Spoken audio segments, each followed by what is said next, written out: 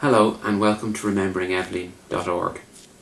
Today my wife Louise and I are launching our little girl's website in her memory to ensure that the tragedy that occurred to us does not happen to any other family, and also to increase awareness of the virus that affected our little girl and ultimately took her life.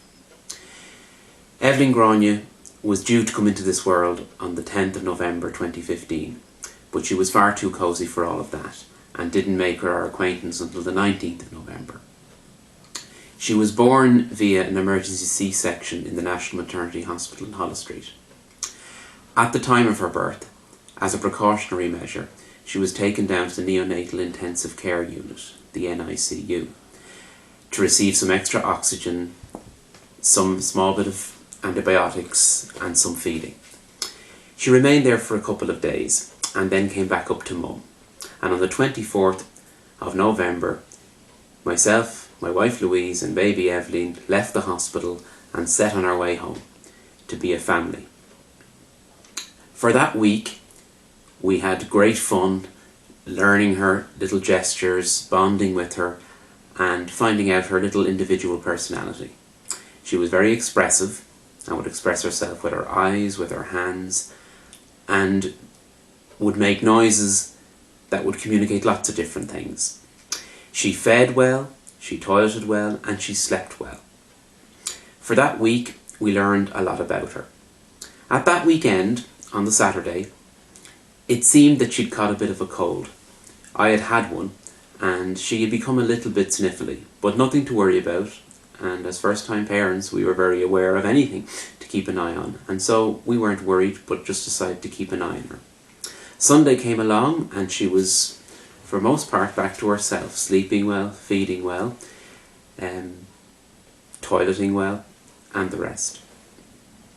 On Monday, it began just like any other day, except as the day went on, it did appear she was generally that bit more out of sorts. She was a bit more clingy, didn't want to be put down, and as the evening drew on, as well as being clingy, she had reduced a bit in her feeds, and again was a bit nasally.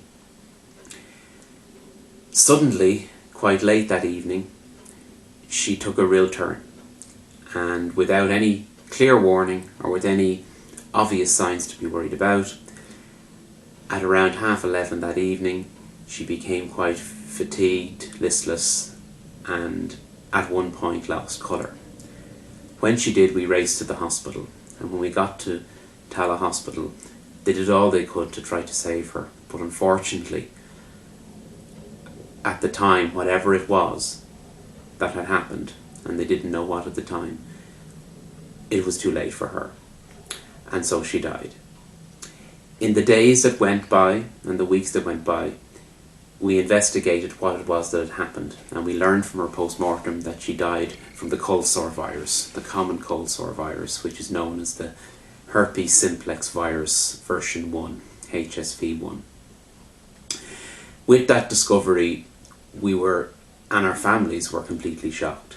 How could it have happened? How did it happen? And so, with every answer, we had another question. But we found out a few very informative bits of information. And on this website, we hope people will go to learn more about it. What we learned in Eibhlín's case was that the virus, which 90% of the time is contracted from mother to baby, Louise was tested and was found not to be a carrier of the herpes virus, which means that our little daughter, little baby Eibhlín, fitted into the 10% of situations whereby it came from another adult. So, it is our belief, based on both the scientific evidence and the laws of probability, that very shortly after she was born, she contracted the virus. And from the heel prick test that was done, which confirmed she had the virus in her body when she came home, we know we took her home with that virus. This website is to share what has happened since she has died, the achievements that the hospital have made, our aims and our hopes, and we hope you will share this to help educate the public at large. Thank you for listening.